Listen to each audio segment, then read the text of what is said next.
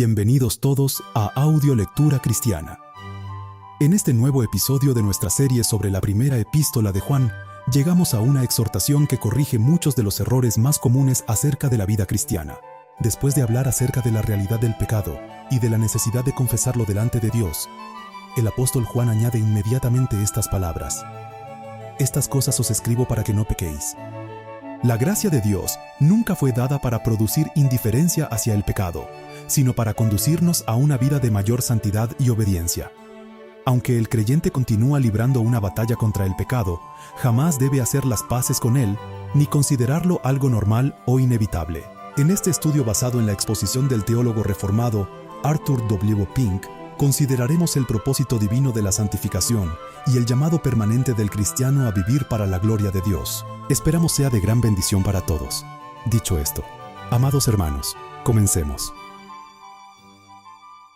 Hijitos míos, estas cosas os escribo para que no pequéis. Y si alguno peca, abogado tenemos ante el Padre a Jesucristo el justo.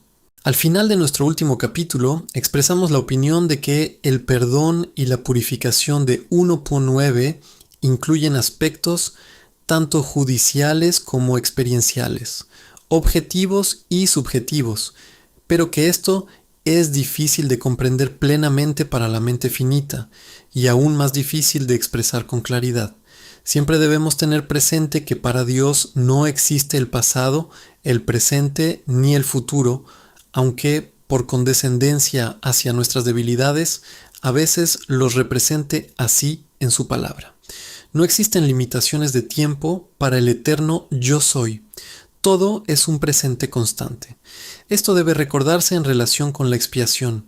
Desde la perspectiva de Dios, Cristo fue el Cordero inmolado desde la fundación del mundo y por lo tanto los santos del Antiguo Testamento, desde Abel en adelante, disfrutaron de todos los beneficios que su sacrificio obtuvo, al igual que los creyentes de esta era cristiana. Por consiguiente, los teólogos solo crean sus propias dificultades cuando discuten entre sí sobre si los pecados que los creyentes cometen después de su conversión fueron borrados de la presencia de Dios cuando Cristo exclamó: «Consumado es». Lo importante a tener en cuenta es cuando entramos en el bien de la redención de Cristo. Ciertamente, nadie se salva por el sacrificio de Cristo hasta que se convierte, es decir, hasta que se arrepiente de sus pecados y confía en la sangre purificadora. Igualmente cierto es que no podemos arrepentirnos de los pecados antes de cometerlos. Quienes insisten en que es una falta de respeto a la sangre de Cristo hablar de su aplicación reiterada a quienes reconocen con arrepentimiento sus pecados, deben saber que es sumamente deshonroso para la santidad y el gobierno de Dios hablar de que Él perdona los pecados antes de que sean reconocidos ante Él. Tanto el Antiguo como el Nuevo Testamento distinguen entre la sangre derramada, Hebreos 9:22, y la sangre rociada, 12:24. Y nosotros también debemos hacerlo, especialmente en relación con el cumplimiento antitípico de Levítico 16:21 y Números 19:2-9. Al ser derramada, la sangre de Cristo ha cumplido con todas las exigencias de Dios, de modo que ahora Él puede perdonar con justicia a quienes invocan sus méritos. Como derramada, la sangre de Cristo tiene una virtud purificadora, y como rociada elimina la impureza, como declara el apóstol en Hebreos 9:13-14, donde muestra el cumplimiento antitípico de Números 19:9, en el sentido de que la sangre de Cristo purifica la conciencia.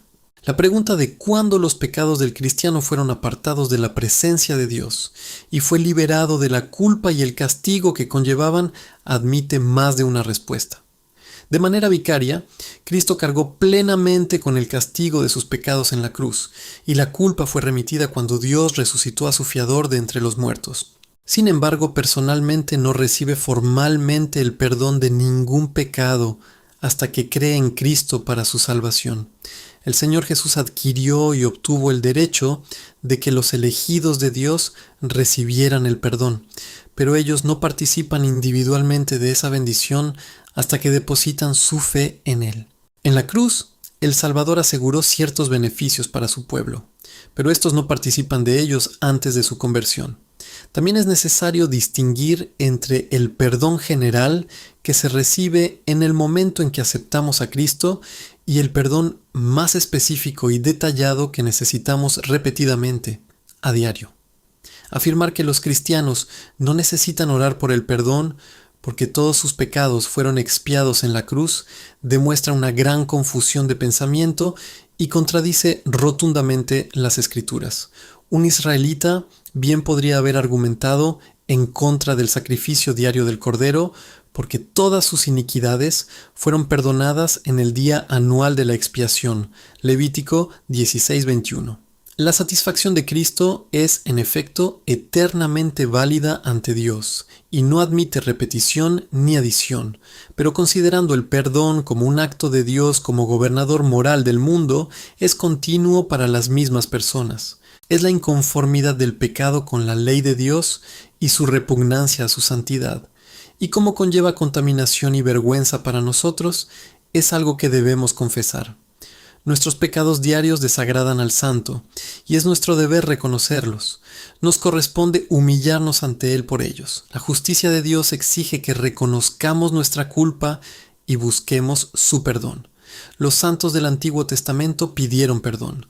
Oh Jehová, perdona mi iniquidad, porque grande es. Salmo 25:11. Y le rogaron que mirara el rostro de tu ungido. Salmo 84:9. ¿Y acaso los santos del Nuevo Testamento pueden hacer menos? No, Cristo mismo les enseñó a orar. Perdónanos nuestras deudas. Mateo 6:12. Y esa oración es sin duda apropiada para los cristianos de hoy, pues se dirige a Padre nuestro.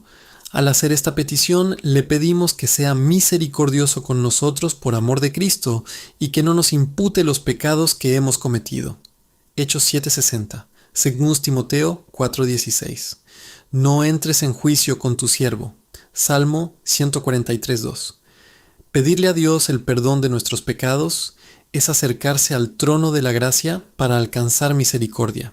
Hebreos 4:16. 16. Hasta el final de su vida, el mejor cristiano debe pedir perdón, tal como lo hizo al principio, no como reclamante de un derecho, sino como suplicante de favor. J. Brown. Necesitamos distinguir entre la obtención de nuestro perdón por Cristo y su otorgamiento efectivo por el Padre. Después de que David fue asegurado, el Señor también ha quitado tu pecado. Segunda de Samuel 12:13. Vemos que imploró el perdón de Dios por él mismo. Salmo 51. Pedimos un consuelo reconfortante en su perdón, para que podamos volver a tener el gozo de su salvación. Se trata de asegurar a nuestros corazones el perdón divino, el cual se da a conocer eficazmente a la mente y a la conciencia. Según la interpretación que este autor hace de primera, de Juan 1:9, no se trata del perdón legal de Dios como juez, sino del perdón gubernamental de Dios como gobernador moral de este mundo y padre de sus hijos. De este pasaje se desprende necesariamente que si los creyentes no confiesan sus pecados, estos no son perdonados ni limpiados. Primera de Corintios 11:31 nos parece un pasaje paralelo. Si nos juzgáramos a nosotros mismos, no seríamos juzgados. Y como muestra el versículo anterior, quienes no lo hicieron acarrearon enfermedad y muerte. Como señaló Candlish, el perdón y la purificación abarcan más que la remisión del castigo. Nuestros pecados son perdonados de tal manera que al perdonarlos quedamos limpios de toda injusticia, de todo trato injusto, engañoso y deshonesto respecto a ellos, de todo trato injusto, ya sea con nuestra propia conciencia o con nuestro Dios. El perdón es tan libre, tan franco, tan pleno, tan incondicional, que purifica nuestro corazón de toda reserva, toda reticencia, toda astucia, en una palabra, de toda injusticia, y es así porque se dispensa con fidelidad y justicia. Dios no nos trata con complacencia ni indulgencia, sino con la misma fidelidad hacia sí mismo y hacia nosotros. Hijitos míos, estas cosas os escribo para que no pequéis. Y si alguno peca, abogado tenemos ante el Padre, 2:1. Como veremos, estas palabras están íntimamente relacionadas con lo que precede. Pero antes de detenernos en eso, esbozaremos el contenido de nuestro versículo y lo consideraremos en orden. Primero, está el afectuoso discurso del apóstol a aquellos a quienes aquí exhortaba. Segundo, el propósito inmediato que tenía en mente al dirigirse a ellos, que no pequéis. Tercero, la provisión hecha en caso de que hubiera un fracaso. Cuarto, el sorprendente equilibrio de verdad aquí presentado. Hijitos míos, así son, en efecto, todos los hijos de Dios, metafóricamente hablando, y es la gracia divina la que los ha hecho así. Es el poder del Espíritu el que derriba los razonamientos orgullosos, las pretensiones de justicia propia y toda altivez que se levanta contra el conocimiento de Dios, 2 Corintios 10:5, y nos hace como niños pequeños. Y así debemos seguir siendo en espíritu, dependientes, confiados, conscientes de nuestra debilidad e impotencia. Como niños recién nacidos, deseen la leche espiritual no adulterada, para que por ella crezcan. 1 de Pedro 2:2.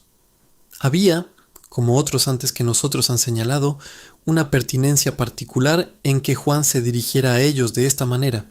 Es probable que fuera el único apóstol superviviente cuando escribió esta epístola, y su avanzada edad, su larga trayectoria de servicio, su fidelidad y su amor por los cristianos debieron conferirle una especie de autoridad paternal sobre toda la Iglesia, en la medida en que ésta se adhería al Evangelio puro de Cristo.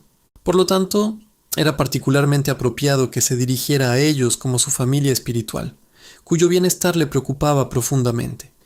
Y dado que la mayoría de ellos eran jóvenes en comparación con este discípulo amado y venerado, quien probablemente era el cristiano de mayor edad en la tierra en aquel entonces, Scott, el saludo hijitos míos combina la ternura y la autoridad. Como alguien nos recordó, es un triunfo notable de la piedad cuando la vejez resuma la seriedad y la diligencia de la juventud. A lo largo del primer capítulo, Juan había presentado afirmaciones doctrinales objetivas, pero ahora iba a aplicarlas en la práctica y a dirigirse a la conciencia de sus lectores. En esto hay un ejemplo para todos los que quieran ser maestros, ya sean pastores, padres o cualquier persona que quiera ser su ayudante en Cristo. Muestra el espíritu con el que deben trabajar y el objetivo al que deben aspirar. Ese espíritu debe ser el de hablar la verdad con amor y siempre con mansedumbre instruir a quienes se oponen. J. Morgan.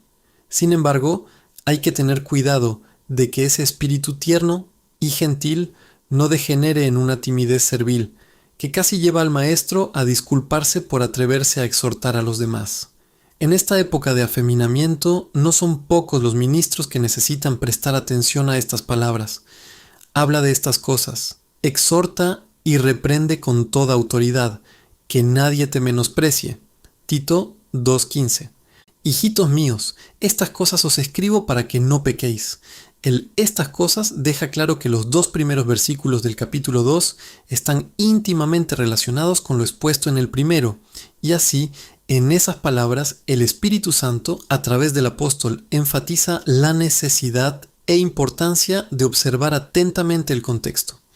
La verdadera fuerza de muchos versículos solo se percibe al observar y reflexionar sobre su conexión y coherencia con lo que precede.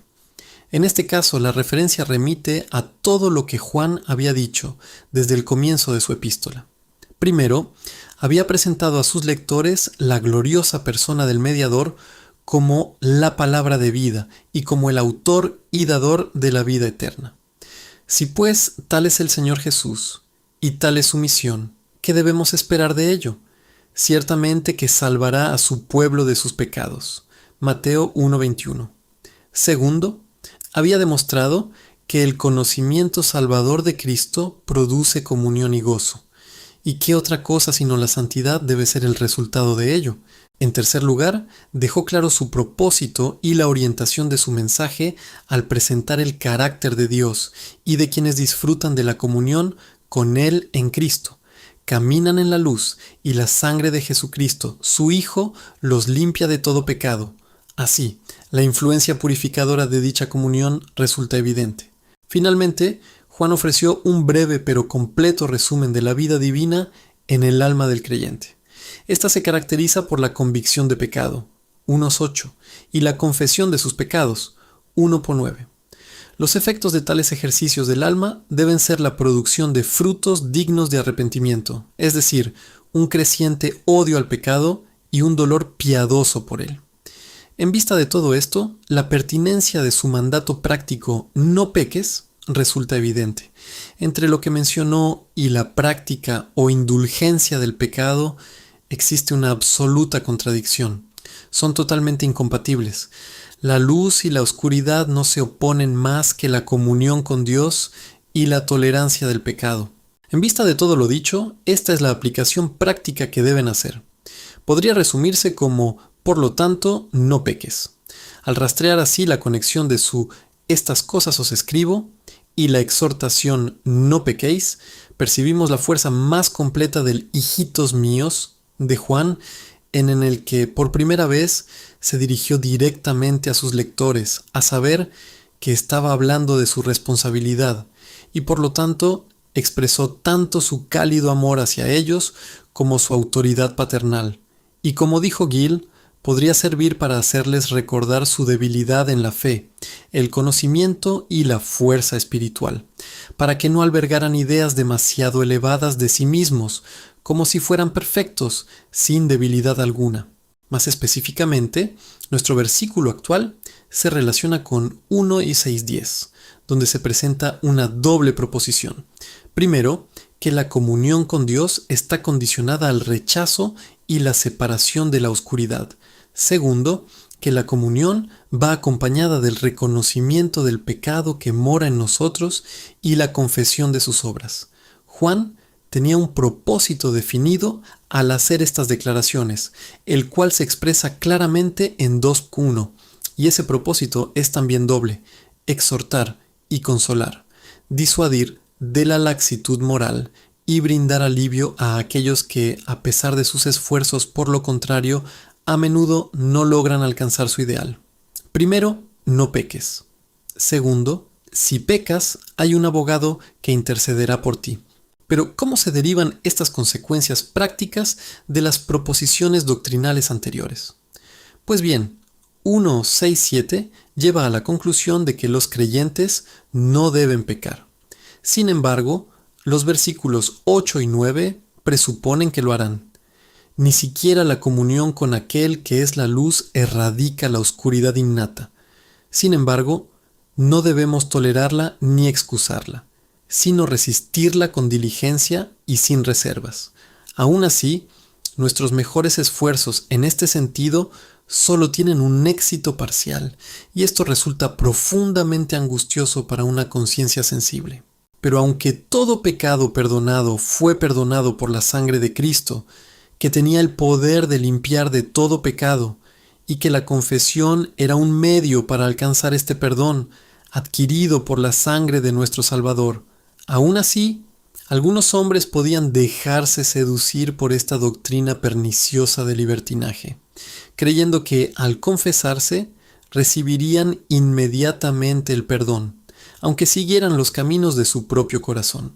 Y por otro lado, muchos hombres buenos podían desanimarse al considerar los vestigios del pecado en ellos, de los cuales el apóstol afirma que nadie está libre en esta vida.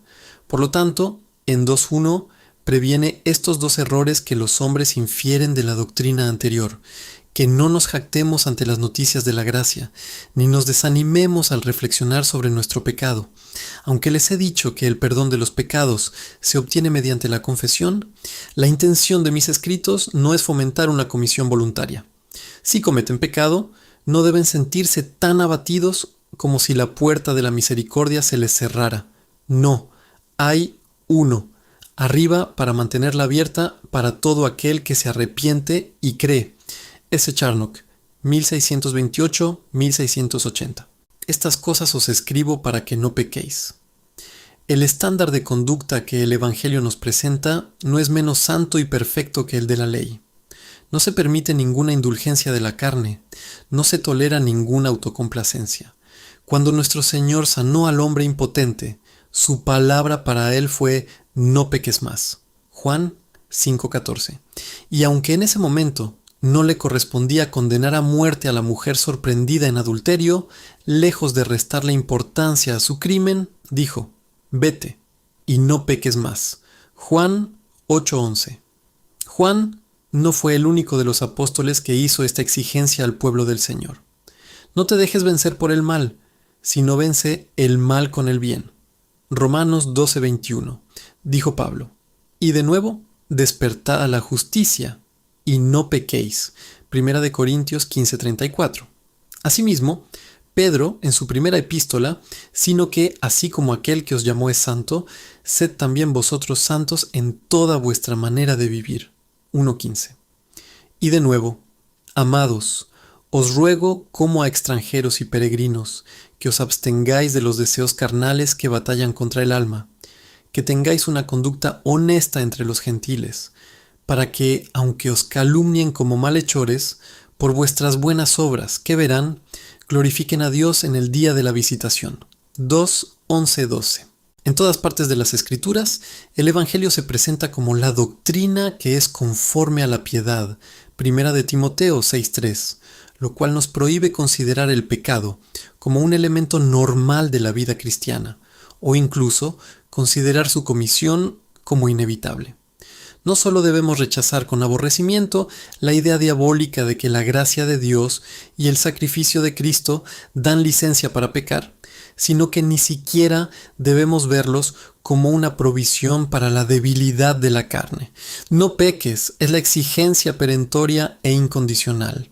Era como si el apóstol hubiera dicho: quiero que cuiden tan atentamente sus corazones y sus caminos, que ningún mal se cuele en sus vidas, que ningún pensamiento erróneo se permita, que ninguna palabra ociosa se pronuncie. Quiero que este sea su objetivo serio y constante. No solo pecar lo menos posible, sino no pecar en absoluto.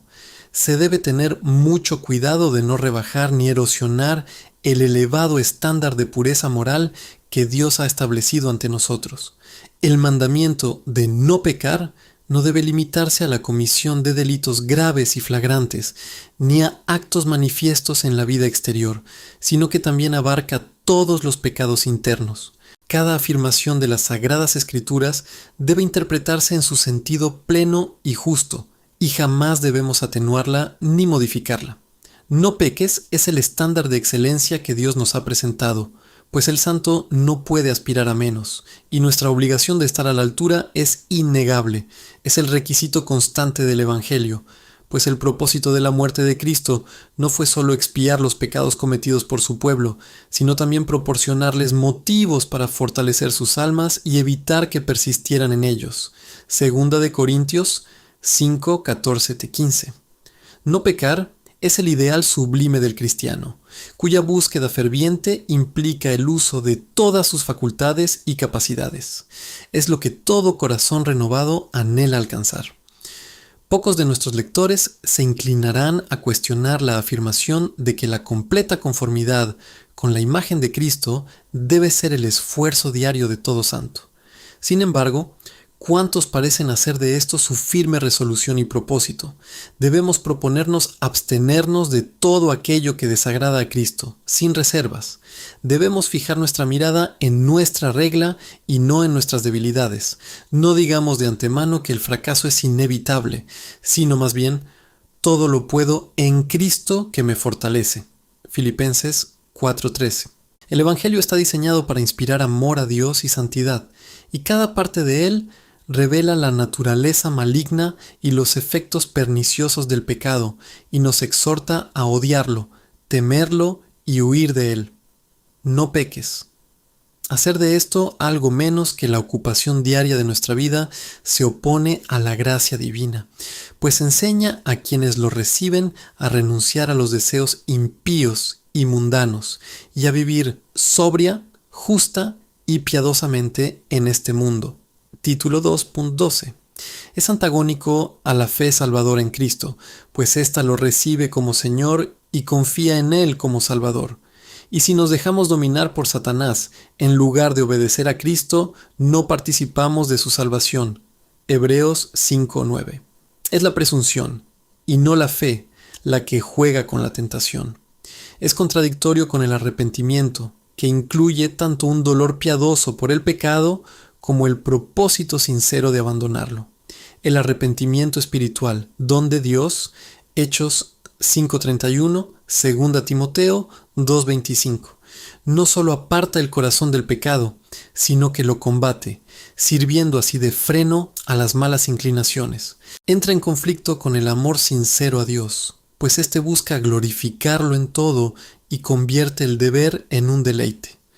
Es contrario al mandato que una conciencia renovada impone a la voluntad, ya que si bien la voluntad puede oponerse a la conciencia y seguir los impulsos de la carne, la conciencia jamás consiente ni aprueba, sino que juzga y condena. Finalmente, que el cristiano se permita pecar es directamente opuesto a su redención por la sangre de Cristo. ¿Qué palabra tan poderosa es esa del Espíritu de Dios? No sois vuestros, pues habéis sido comprados por precio. Glorificad pues a Dios en vuestro cuerpo y en vuestro espíritu, los cuales son de Dios. 1 Corintios 6, 19, 20. Vuestro tiempo ha sido redimido, usadlo como un talento consagrado a su causa. Vuestras mentes han sido redimidas, empleadlas para aprender su verdad y meditar en sus caminos. Haced de ellas armerías de armas santas. Vuestros ojos han sido redimidos. No miréis vanidad. Cerradlos a toda visión y a los libros de insensatez. Vuestros pies han sido redimidos. Pisotead el mundo y subid a la colina de Sión, y os lleven adelante en la marcha del celo cristiano. Vuestras lenguas han sido redimidas, que solo proclamen su alabanza y den testimonio de su amor. Vuestros corazones han sido redimidos, que lo amen por completo y no tengan lugar para rivales. Un rebaño redimido debe vivir en los prados de la redención. Los libertos del Redentor deben demostrar que están llamados a la santa libertad y que su santa libertad es un servicio santo. La cadena del pecado se ha roto. La cadena del amor ahora lo sostiene. Amén. Muchas gracias por escuchar Audio Lectura Cristiana. El Señor les bendiga, amados hermanos. Hasta la próxima.